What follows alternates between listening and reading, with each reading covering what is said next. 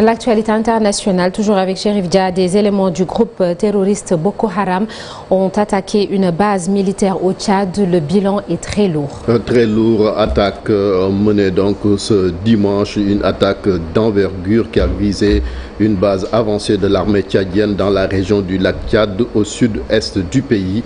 Au moins, comme vous l'avez dit, une quarantaine de soldats tchadiens ont été tués dans cette zone proche de la frontière du Nigeria, selon un communiqué de la présidence tchadienne. Cette dernière annonce un déplacement du président Mohamed Idriss Déby Itno sur les lieux au Mali.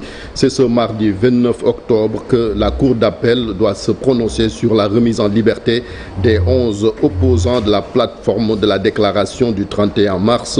Voilà 4 mois que ces cadres du parti politique ont été arrêtés.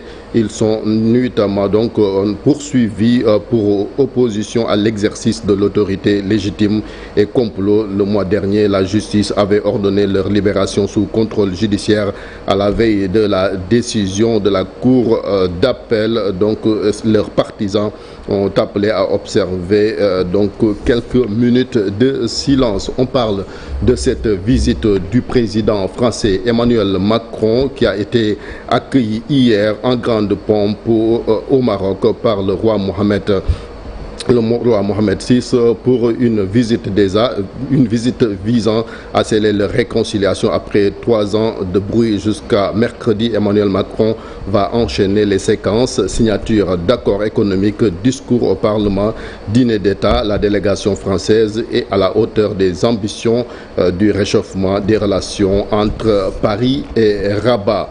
On parle donc de cette décision du Parlement israélien qui a voté hier lundi à une écrasante majorité en faveur d'un projet de loi interdisant les activités de l'Agence des Nations Unies pour les réfugiés palestiniens, provoquant un tollé international. Sornonata. Et puis cette information qui ne va pas plaire à Malik et à tous les Madrilènes. On parle donc... C'est un scandale. Franchement, le Ballon d'Or n'a plus sa raison d'être. Je ne sais pas quels sont les critères qui ont guidé le choix de Rodri. Mais franchement, ce qui s'est passé, non, c'est à l'unanimité. Ça a été condamné par tout le monde. Sans polémique. Comme c'est des votes. Mais cette fois-ci, c'est trop flagrant. Même à Paris, les gens s'étaient regroupés pour crier au scandale. Vinicius Ballon d'Or, Vinicius Ballon d'Or. Le monde sportif est scandalisé. Et je pense qu'aujourd'hui, le Ballon d'Or n'a plus de valeur, n'a plus de sens. Compte tenu de ce qui se passe, c'est un scandale. El Hadj Malick, on va attendre la réaction de Cheikh Tidiane Diao demain. Merci beaucoup, Chérif Dia, tout à l'heure pour l'actualité internationale. Et ce sera en Wolof. Législative, les mots